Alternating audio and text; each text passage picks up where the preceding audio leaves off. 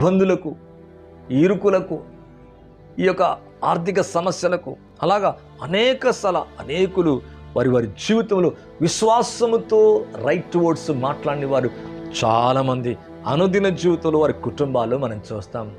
ఉదయకాలం నుంచి లెగ్గానే అనేక ఒత్తిళ్ళు, అనేక సమస్యలు మన జీవితంలో కనబడతా ఉంటాయి పిల్లరా. ప్రతిదినము కనబడతాయి. ప్రతి స్థలములు, ప్రతి పరిస్థితిలో అనేక ఒత్తిళ్లను మనం చూస్తూ ఉంటాం. అయితే మనం విశ్వాసంతో కూడిన మాటలు పలకాల. దేవుడు నాతోనే ఉన్నాడు, ప్రభు నాకు తోడైనాడు, ఈ సమస్యను తీసివేస్తాడు, ఎప్పు తొలగిపోతుంది. సే రైట్ వర్డ్స్ ఎవ్రీడే, ప్రతిరోజు పలకాల. ప్రతిరోజు ఆ విధంగా చెప్పటము నేర్చుకోవడానికి మనం ప్రయత్నించాల. అప్పుడు మన జీవితం చాలా చక్కగా మారిపోతుంది పిల్లరా. ఒకవేళ గందరగోళంగా ఉందా, కలవరంగా ఉందా, ఒత్తిడిగా ఉందా, భయంగా ఉందా, బాధపడుతున్నావా, సాయం చేసేవారు ఎవరు లేరా, ఆర్థికంగా ఏమీ లేదా, నీ చేతులు ఎటువంటి చిల్లి గవచ్చో లేకపోతున్నావా, తినడానికి తిండి లేదా, ఉండడానికి సరి అయిన ఇల్లు లేదా, అయినా స్టిల్ నీ వర్డ్స్ ఎలాగ ఉండాలంటే రైట్ వర్డ్స్, ఫెయిత్ వర్డ్స్ అనగా దాని అర్థం ఏంటంటే విశ్వాసముతో కూడిన మాట నీలో నుంచి ఎప్పుడు బయలు వెళ్ళాలా. నిర్గమాకాండం 16వ అధ్యాయం ఒక వచనాన్ని చూద్దామండి. 3వ వచనాన్ని కనుక చూచినట్లయితే, ఇశ్రాయేలులు మేము మాంసం వండుకొని కుండల యొద్ద కూర్చుండి తృప్తిగా ఆహారము తిన్నప్పుడు యెహోవా చేతి వలన ఎలా చావకపోతిమి. ఈ సర్వ సమాజం ఆకలి చేత చంపుటకు అరణ్యములోకి మమ్మల్ని అక్కడి నుండి తోడుకొని వచ్చితనని వారితో అనగా, అంటే ప్రభు వారిని ఎందుకు తోడుకొచ్చారంటే చంపడానికి తోడుకొచ్చాడంట. చూడండి ఎలాంటి మాట మాట్లాడుతున్నారు, ఒక్కసారి గమనించాల. అన్ని అద్భుతాలు చేసి మోషే ద్వారా సముద్రాన్ని చీల్చి వారిని సముద్రంలోంచి అంటే నేలగా చేసి బయటికి తీసుకొస్తే వారు పలికే మాటలు ఎలాగున్నాయో ఒక్కసారి అర్థం చేసుకోవాలా. మేము మాంసం వండుకొని కుండల యొద్ద కూర్చుని తృప్తిగా ఆహారము తిన్నప్పుడు, అంటే ఇశ్రాయేలు అక్కడ బాగుందంట, ఐగుప్తులో బాగుందంట, ఐగుప్తులో నలిగిపోయారు, వేదన పడ్డారు. అక్కడ తృప్తిగా ఆహారం తిన్నప్పుడు యెహోవా చేతి వలన ఎలా చావకపోతిని. ఈ సర్వ సమాజం ఆకలి చేత చంపుటకు అరణ్యములో మమ్మల్ని అక్కడి నుండి తోడుకొని వచ్చితరని వారితో అనగా, అంటే కొంత శోధన కలగగానే ఆహారము లేకపోవటం కొద్ది సమయమే అట, లేకపోవటము చూచి వారు ఏమంటున్న మాట్లాడి యెహోవా చేతి వలన ఎలా చావకపోతిమి. అంటే ప్రభు తన చేతిలో చంపడానికి స్థలానికి తీసుకొస్తున్నాడా? ఒక్కసారి మనం అర్థము చేసుకోవడానికి ప్రయత్నించాలా. లేదండి, ఆయన బాహువు చేత మోషే ద్వారా మోసుకొని వస్తున్నాడు, గద్ద రెక్కల మీద మోసుకొస్తానంట. సముద్రాన్ని చీల్చాడు, సముద్రాన్ని నేలగా మార్చినట్లుగా చూస్తున్నాం. ఐగుప్తులను నశింపచేశాడు, ఆ బానిసత్వం నుంచి విడిపించాడు. వీరంటున్న మాట ఏంటంటే అక్కడ తిని తృప్తి నొంది యెహోవా చేతి వలన ఎలా చావకపోతిమి. రక్షించే చేతులవి, కృప చూపించే చేతులవి. అవును, యేసు ప్రభు భూమి మీదకి వచ్చినప్పుడు ఆ చేతులు గాయపరచబడ్డాయి. రక్షించే చేతులు, రక్షించే బాహువు యేసు ప్రభు చేతులు. యెహోవా చేతి వలన ఎలా చావకపోతిమి. ఎంత బాధాకరమైన విషయం, ఒక్కసారి అర్థం చేసుకోవాలా. ఎవరైనా మనల్ని నడిపిస్తున్నప్పుడు అటువంటి మాట మనం అంటే ఎలాగుంటుంది ఒక్కసారి అర్థం చేసుకోవాలా. ఎంత బాధాకరంగా ఉంటుంది, ప్రభుకి ఎంత దుఃఖకరంగా ఉంది, ఎంత బాధాకరంగా ఉంది.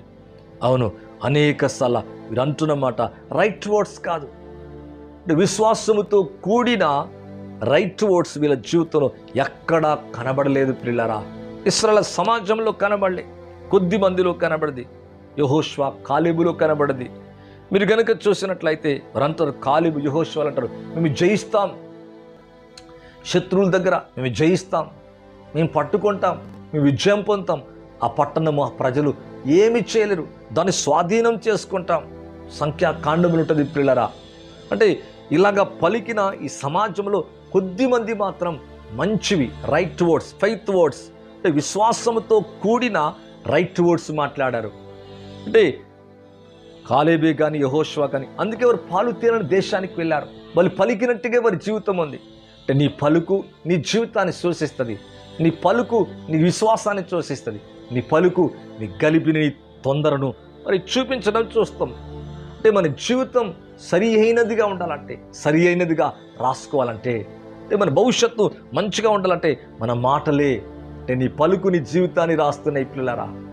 నీ నోటి నుంచి వచ్చే ప్రతి మాట, అప్పుడప్పుడు అంట నా రాత బాగలేదు. అవును, నోటితో పలికే ప్రతి మాట ద్వారా నీ రాత ఉంటుంది, అప్పుడప్పుడు నీ జీవితం ఉంటుంది. విశ్వాసంతో రైట్ వర్డ్స్ మాట్లాడాల. అదే కాలేబు యెహోషువలు చివరిగా 40 సంవత్సరాలు తిరిగి వీరందరూ ఆ దేశాన్ని, పాలు దేశాన్ని చూచినప్పుడు అది మంచి దేశం, అది పాలు తేనెల దేశం, అక్కడ సమృద్ధి ఉంది, దానిమ్మలు ఉన్నాయి, అన్నీ ఉన్నాయి, చక్కగా ఉన్నాయి. ఆ దేశాన్ని మీరేం భయపడద్దండి, ఆ దేశం స్వాధీనపరచడం ఇది మనకిస్తాడు. ఎంత చక్కగా అంటున్నారు తెలుసా. భయపడతలేరు వాళ్ళు.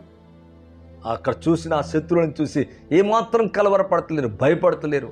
దాన్ని స్వాధీనము చేసుకుంటాము, దాన్ని జయిస్తాము, దాన్ని స్వాధీనం చేసుకుంటాం, మనం వెళ్తాం.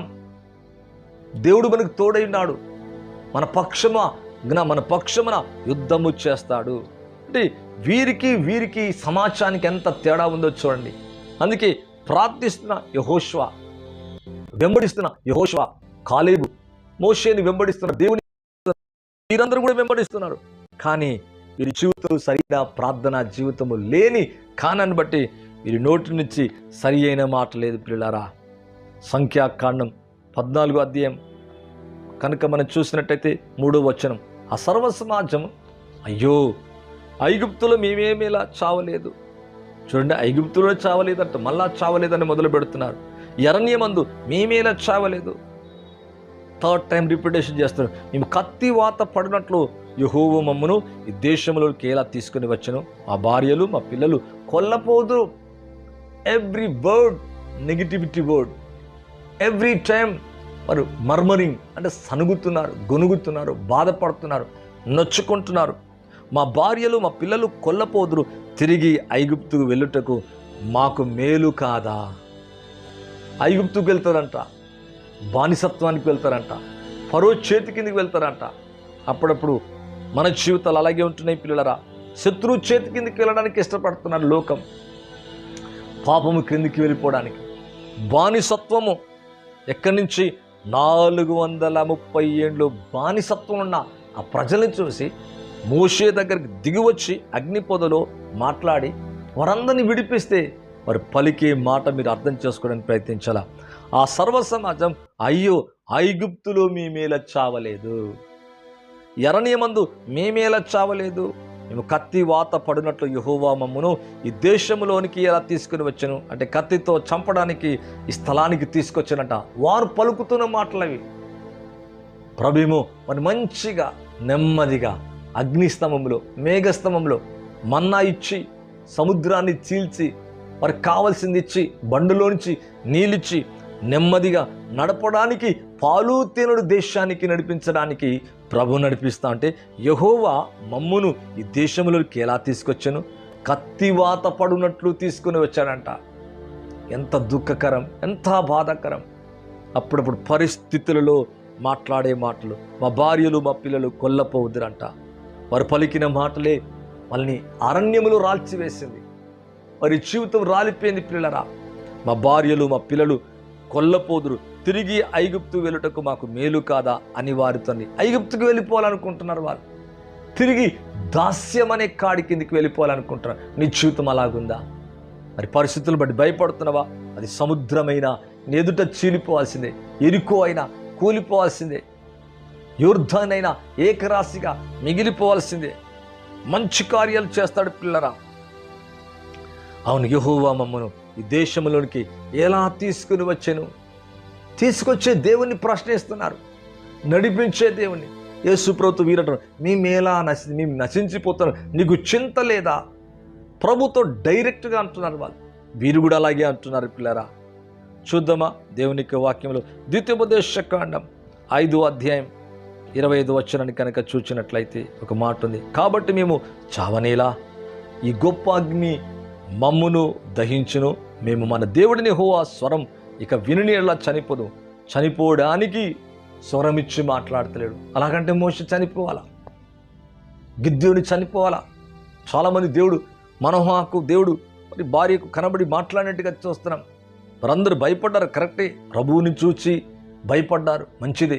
కనికంటును కాబట్టి మేము చావనిలా ఈ గొప్ప అగ్ని మమ్మును దహించను, మేము మన దేవుడిని హో స్వరము ఇక వినని ఎడలా చనిపోదుము. మరి చావుకై దేవుడు తీసుకొని రావట్లేడు. వారి జీవితంలో అనేక మంచి కార్యాలు, మేలైన కార్యాలు చేయడానికి ప్రభు తీసుకొస్తున్నాడు. మన జీవితంలో మంచి హెల్త్ ఉండాలంటే, success life, glorious life, peaceful life, victorious life, విజయవంతమైన జీవితం ఉండాలంటే, అవును పిల్లరా, విశ్వాసంతో కూడిన రైట్ వర్డ్స్, అవును రైట్ వర్డ్స్ మాట్లాడాల, సరి అయినవి మంచివి మన నోటిలోంచి ఎప్పుడూ రావాల పిల్లరా. అది మన జీవితానికి ఎంతో ఆశీర్వాదం. మరి బైబిల్లో కనుక చూస్తే చాలామంది వారి వారి పరిస్థితులకు ఒత్తిడికి గురి అయి అనేకులు వ్యతిరేకంగా మాట్లాడినట్టుగా చూస్తున్నాం. 22:1-2 కనుక చూస్తే, నా దేవా నా దేవా నీవు నన్నేలా నాడుతీవి. కొన్ని కేసు ప్రభు గురించి ఒక ప్రవచనమే, కరెక్టే. కానీ ఇక్కడ కీర్తనకారుడు కూడా అంటున్నాడు, నన్నేలా నాడుతీవి, నన్ను రక్షింపక నా ఆర్తధ్వని వినక నీవేలా నాకు దూరంగా ఉన్నావు. దేవుడు దూరంగా ఉండే దేవుడు కాదైనా మనతో ఉండే దేవుడు, మనలో ఉండే దేవుడు. నేను విడువను ఎడబాయని అంటాడు పిల్లరా. మనల్ని ఎన్నడూ కూడా విడవడు, మనని ఎన్నడూ కూడా ఎడబాయని గొప్ప దేవుడు, మంచి దేవుడు మనతో ఉన్నాడు. ఇలా చూస్తున్న మీ జీవితంలో ప్రభు, అవును యేసయ్య మీతోనే ఉన్నాడు కనుక ప్రతి దినం ప్రతి క్షణ పరిస్థితుల మధ్యలో మాట్లాడిస్తుంది విశ్వాసముతో కూడిన రైట్ వర్డ్స్ మాట్లాడాలా. అందుకే యాకోబు రాసిన పత్రికలు ఒక మాట ఉంటుందని 3వ అధ్యాయం 10వ వచనం చూద్దాం. 3:10 ఒక్క నోటి నుండి ఆశీర్వచనం శాపవచనం బయలువెలును.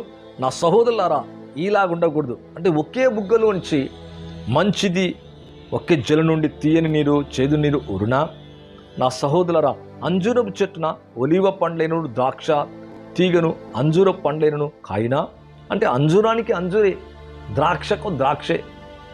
మరి నా సహోదరులారా అంజూరపు చెట్టున ఒలివ పండు ఎట్లా ఇదైతాయి, ద్రాక్ష తీగలకు అంజూర పండు ఎట్లా కాస్తాయి. అటువలి ఉప్పు నీళ్ళ నుండి తీయలు నీళ్ళు ఊరవు కదా.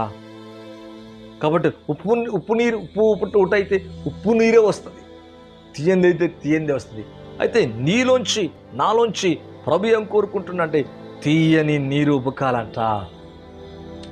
That means good words, pleasant words.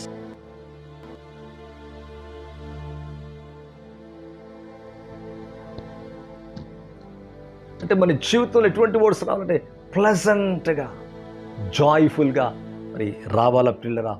అటువంటిది ప్రభు నీ జీవితంలో నీకు నాకు అనుగ్రహించును గాక. అవును, రైట్ వర్డ్స్ మాట్లాడుతున్నామా? పరిస్థితుల మధ్యలో, మన కష్టాల్లో, మన ఇబ్బందుల మధ్యలో అనేక మార్లు మరి పరిస్థితులను బట్టి, కష్టాలను బట్టి మనము బాధాకరమైన విషయాలు మాట్లాడుతున్నాం. అవన్నీ మనలోంచి తొలగిపోనుగాక. ప్రభు తన నెమ్మదిని నీకు ఇచ్చునుగాక. నీ దేహానికి మంచి ఆరోగ్యం ఇచ్చునుగాక. నీ పరిస్థితులన్నీ యేసయ్య మార్చివేనుగాక. నీ కష్టాలను తొలగించునుగాక. మరి రూతు గ్రంథం కనుక చూసినట్లయితే, బైబిల్లో కనుక చూసినట్లయితే 1వ అధ్యాయం 20వ వచనం చూద్దామండి. ఆమె సర్వశక్తుడు నాకు చాలా దుఃఖము కలగచేసాను కనుక నన్ను నయోమి మధురము అనక మారా చేదు అనడి. మరి నిజంగా ఇక్కడ చూస్తే బైబిల్ అంతా మనం పరిశీలిస్తే నయోమి బెత్లెహేములో ఉండేది, భర్త, పిల్లలు. మరి బెత్లెహేములో ఈ 1వ అధ్యాయాన్ని ధ్యానిస్తే కరువు వచ్చింది. మరి బెత్లెహేము నుంచి మరి మోయాబీ దేశానికి వెళ్తారు. అక్కడ 2 పిల్లలు కూడా వివాహము జరుగుతుంది. తన భర్త చనిపోయినట్లుగా చూస్తున్నాం. కొన్ని ఏళ్ళు అక్కడ ఉన్నట్టుగా దేవుని యొక్క వాక్యంలో రాయబడింది. తర్వాత పిల్లలు చనిపోయారంట. మరి రిక్తురాలైపోయింది, సమృద్ధి గలదానిగా వెళ్ళిందంట. అసలు బెత్లెహేము నుంచి మరి ఎందుకు ఐగుప్తుకు వెళ్ళింది? బెత్లెహేములో కరువు వచ్చింది.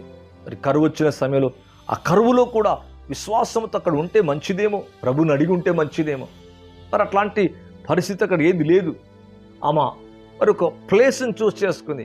అది ఎటువంటి ప్లేస్ అంటే మోయాబీలు, అన్య ప్రాంతం, విగ్రహారాధన ప్రాంతం. ఆ ప్రాంతానికి వెళ్ళి ఒక దాని వెంబడి ఒక దెబ్బ తగులుతుందంట, బాధ కలుగుతుంది, నష్టం కలుగుతుంది, శ్రమ కలుగుతుంది. మొదటగా భర్త, తర్వాత 2 పిల్లలు. ఈ విధంగా జరిగిన ఇంకా అలాగే ఉంటుంది. అప్పుడు తిరిగి బెత్లెహేమును దేవుడు దర్శిస్తున్నప్పుడు ఈమె గమనించి మళ్ళా ఈ ప్రాంతానికి వచ్చినట్లుగా చూస్తున్నాం. ఎప్పుడైతే అలా వచ్చిందో మరణం ఆగిపోయింది, అనగా శ్రమ, కష్టం, దుఃఖం ఆగిపోయింది. తిరిగి వచ్చిన తర్వాత ఆమె అంటుంది, ఆమె సర్వశక్తుడు నాకు చాలా దుఃఖము కలగచేసెను గనుక నన్ను నయోమి అనక మధురం అనక మారా చేదు అనుడి. నిజానికి చెప్పాలంటే దేవుడా ఇలా చేసింది? చూద్దామండి.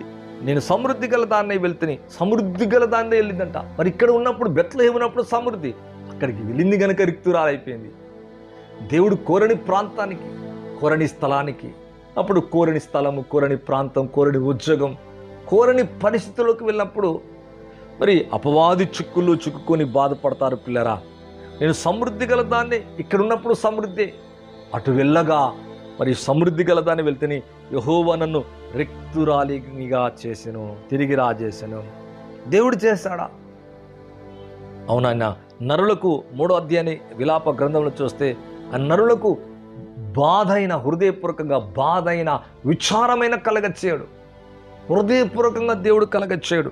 ఇక్కడ అంటుంది, నన్ను రిక్తురాలిగా తిరిగి రాజేసెను, మీరు నన్ను నయోమి అని పిలవనేలా యెహోవా నా మీద విరుద్ధంగా సాక్ష్యం పలికెను, సర్వశక్తుడు నన్ను బాధపరచనని. అంటే విశ్వాసంతో కూడిన మాటలు ఏవి లేవు. ఆయన ప్రభు తోడయండి. ఆమె జీవితంలో రూతుని ఆమెతోనే ఉంచి, రూతును తోడుగా ఉంచి జీవితాన్ని మరలా కట్టాడు, సమృద్ధి గల దానిగా చేశాడు. తన రూతు జీవితాన్ని కూడా దీవించాడు. పొలములో పరిగె ఏరుకునే ఈమె జీవితం దీనురాలు, వెనకాల ఎక్కడో ఉన్నది, పరిగె ఏరుకునేది. ఆమె బ్రతుకు సంతృప్తిపరచబడ్డది, దీవించబడ్డది. మరి ఇక్కడ చూస్తే ఇవంటున్న మాటలు ఏంటంటే, నేను సమృద్ధి గల దాన్ని వెళ్తుని యెహోవా నన్ను రిక్తురాలిగా తిరిగి రాజేశాడు, మీరు నన్ను నయోమి అని పిలవనేలా, మధురం అని పిలవనేలా. చేదైపోయింది నా జీవితం. ఒకవేళ అలాగ అయిపోయిందా? కొన్ని మన పరిస్థితులు, మనం చేసుకున్న వాటిని బట్టి, మన వర్డ్స్ని బట్టి ఇంకా స్టిల్ ఎలా మాట్లాడుతున్నాయి? యెహోవా నా మీద విరుద్ధంగా సాక్ష్యం పలికెను. దేవుడు ఎప్పుడు విరుద్ధంగా సాక్ష్యం పలుకుతాడా? అవును పిల్లలరా, దేవుడు మంచిగే. ఒకవేళ అక్కడికి వెళ్ళవద్దు అనడేమో, అది విరుద్ధంగా అనుకుంటే ఎట్లా? అక్కడికి వెళ్తే బాగోద్దు అనడేమో. మరి ఇలాంటి కొన్ని అనేకము చెప్పుండొచ్చు. సర్వశక్తుడు నన్ను బాధపరచును అని వారితో చెప్పాను. నయోమి జీవితం ఒక మధురమైన జీవితం, సమృద్ధి గల జీవితం. రిక్తురాలుగా మారిపోయిన దేవుడు విడిచిపెట్టలే, తిరిగి మరలా సమృద్ధి గల చోటికి తీసుకొచ్చాడు. తిరిగి మరలా నయోమితో పాటు ఆ ముసలితనమున ఆ వృద్ధురాలుగా ఉంటున్న ఆ సమయంలో తనకు తోడుగా రూతు నుంచినట్లుగా చూస్తున్నాం. బోయాజు ఆమెను వివాహం ఆడినట్టుగా, ఆమె జీవితం మారిపోయినట్టుగా, బ్రతుకు మారిపోయినట్టుగా చూస్తున్నాం. అక్కడి నుంచి మరలా మరణమే ఇంట్లో లేదు, అక్కడ మరణమే కనబడతలేదు. అప్పుడప్పుడు మన కొన్ని పరిస్థితులను బట్టి మన జీవితం మరణకరమైన వాటిలోకి, మరణము రావాలని కోరుకోలే, సమృద్ధిగా ఉండాలని కోరుకుంటున్నాడు. నీ జీవితంలో కూడా మంచి జీవితం కలిగి ఉండాలని కోరుకుంటాను. నెమ్మది, సమాధానం, ఆరోగ్యం. అందుకే యెహోవా రెక్కల క్రిందికి ఉండడానికి వచ్చితివి, నీకు బహుమానం, ఆయన నీకు మంచి బహుమానం ఇచ్చునుగాక. బోయాజు రూతుతో అంటున్నాడు. నిజమే, దేవుని రెక్కల క్రిందికి వచ్చారు వాళ్ళు, మళ్ళా తిరిగి రెక్కల క్రిందికి వచ్చారు, దేవుడు కోరుకున్న స్థలంలోకి వచ్చారు. రొట్టెల ఇల్లంట బెత్లెహేము అనగా దేవుని ప్లేస్, దేవుడు విజిట్ చేసే ప్లేస్, దేవుడు చూస్ చేసిన ప్లేస్, కోరుకున్న ప్రదేశం, ఇష్టమైన ప్రదేశం. ఆయన కనుదృష్టి అక్కడ ఉంచాడు. మళ్ళా తిరిగి వారి జీవితంలో అద్భుతాలు చేయటం ప్రారంభించారు. ఏది కోల్పోయారో, ఏది బాధపడ్డారో, రిక్తులైపోయిన వారి జీవితంలో పొలానికి అధిపతి చేసేశాడు. బోయాజు ధనవంతుని వివాహమాడినట్లుగా ఎక్కడ పరిగా ఏరుకొని చివర్లా మిగిలిపోతే తినే వారి జీవితాన్ని మళ్ళా ఉన్నతపరిచినట్లుగా చూస్తున్నాం. నిజమే, విశ్వాసముతో కూడిన రైట్ వర్డ్స్ నీలో ఉన్నాయా? ఎవ్రీడే పరిస్థితుల్లో, కష్టములు, ఇబ్బందులు, తుఫాన్లో, మరి వ్యతిరేకతలో, నష్టం కలిగిన, బాధ కలిగిన, ఎటువంటి పరిస్థితులున్నా, ఎటువంటి రిపోర్ట్స్ ఉన్నా, ఎటువంటి ప్రాబ్లం ఎదుర్కొంటున్నా, వర్డ్స్ మాత్రం right words, faith words, that means విశ్వాసంతో కూడిన రైట్ వర్డ్స్ మనం మాట్లాడినప్పుడు దేవుడు మన ఎంతగానో సంతోషిస్తాడు. అది మన జీవితం అవుతుంది, అది మన లైఫ్ అవుతుంది, అది మన బ్రతుకవుతుంది, మన జీవితాన్ని ఆ మాటలే నడిపిస్తాయి. అదే దేవుని యొక్క వాక్యాలను కనుక చూస్తే కాలేబు యెహోషువాలు చేశారు. మేము వెళ్ళదాం, మేము స్వాధీనం చేసుకుంటాం, మేము పట్టుకుంటాం. మరి వెళ్ళారు, స్వాధీనం చేసుకున్నారు, పట్టుకున్నారు. వారి రైట్ వర్డ్స్ వారి రైట్ టైంలో రైట్గా తీసుకెళ్ళాయి. అలాగే నీ వర్డ్స్ ఫెయిల్డ్ అవ్వవు. ఆకాశం భూమి గతించిన ఆయన మాటలు గతించవు. దేవుని మాటలే కాదండి, నీ నోటి నుంచి వచ్చే ప్రతి విశ్వాసం మాట అది మరలా నీ జీవితానికి తిరిగి గొప్ప కార్యాన్ని చేస్తుంది. అది కాలేబు యెహోషువాలు వారి జీవితంలో పలికి పొందుకున్నారు. మాట్లాడినట్టుగా దేవుడు విని, దాన్ని బట్టి విని దేవుడు సంతోషించి వారన్న పలుకులోని వారిని నడిపించాడు. నీ అన్న పలుకులోని, నువ్వు అనే మాటల్లోని నీ జీవితం వెళుతుందనేది జ్ఞాపకం చేసుకోవాలా, ధైర్యపరచబడాలా, సంతోషించాలా. సిక్నెస్గా ఉందా, ప్రభా నన్ను స్వస్థపరుస్తావయ్యా, మీరు పొందిన దెబ్బల చేత నేను స్వస్థత పొందిన్నాను, నాకు లేమి కలగదు, నాలో ఉన్నవాడు లోకములో ఉన్నవానికంటే గొప్పవాడవు ప్రభా, ఏ భయం నాకు లేదు, గాఢంద కారపు లోయలో సంచరించిన దేనికి భయపడ ప్రభా, నీ గుప్పిలి విప్పి సమృద్ధిగా నన్ను తృప్తిపరుస్తావు నాయన. సమృద్ధిని ఇస్తావు, మంచి ఆరోగ్యాన్ని ఇస్తావు, మంచి భవిష్యత్తుని ఇస్తావు, మీ ఆత్మ నాకు తోడుగా ఉంచుతావు, మీ బలాన్ని మీ శక్తిని నాకు అనుగ్రహిస్తావయ్యా. సే ఎవ్రీడే ఫెయిత్ వర్డ్స్ నీలోంచి ఎప్పుడైతే బయలు వెళ్తాయో శత్రువు నీ ఎదుట పారిపోతాడు. కలవరపెట్టే కలవరాలు వెళ్ళిపోతాయి, భయాలు తొలగిపోతాయి, నీ మనస్సు మారిపోతుంది, నీ స్పిరిట్ స్ట్రెంగ్త్ అవుతుంది, నీ బాడీ హీల్ అవుతుంది, నీ కుటుంబం చల్లగా ఉంటుంది, నీ ఫైనాన్స్ మారిపోతుంది, నీ కుటుంబంలో ఉన్న సమస్యలన్నీ తీరిపోయి నీకు నాకు నెమ్మది కలుగుతుంది. మరలా అంటున్నా, మీ జీవితంలో గొప్ప కార్యములు వేసే చేయనుగాక, సంపూర్ణమైన ఆరోగ్యం ఇచ్చనుగాక. ప్రార్థిద్దామా, అడుగుదామా, ప్రభుని అడుగుదామా. పరిశుద్ధుడైన తండ్రి, ఎవరైతే లైవ్ చూస్తున్నారో వారందరినీ దీవించండి. ఏకీభవిస్తున్నవారు, ఐక్యమైన వారు, ప్రార్థిస్తున్నవారు కలిసి మాతో, ఆ తరువాత కలిసి మాతో ఏకీభవిస్తున్న ప్రతి కుటుంబాన్ని యేసు నామములో బ్లెస్ లార్డ్, బ్లెస్డ్ అనాయింటింగ్ దయచేయండి. వారి బాడీలో ఉన్న ప్రతి గడ్డ కరిగిపోనుగాక, నడుములో నొప్పి, తలలో నొప్పి, ప్రతి విధమైన సమస్య తొలగిపోనుగాక, మరి కష్టాలన్నీ తీర్చి బలమైన కార్యములు చేయమని, అలా చేసినందుకు వందనాలు చెల్లిస్తూ యేసు క్రీస్తు నామములో అడిగి వేడుకుంటున్నాను తండ్రి, ఆమేన్. థ్యాంక్ యూ అండి. మరొకసారి హృదయపూర్వకమైన వందనాలు తెలియజేస్తున్నాను. మొదటిసారి అయితే సబ్స్క్రైబ్ చేయండి, లైక్ చేయండి, షేర్ చేయండి, వేరే వారికి తెలియచేయండి. క్రొత్త విషయాలతో మరలా మీ ముందుకు వస్తాను. ప్రభు అంతవరకు మీ జీవితాన్ని దీవించి ఆశీర్వదించనుగాక. Thank you. God bless you all.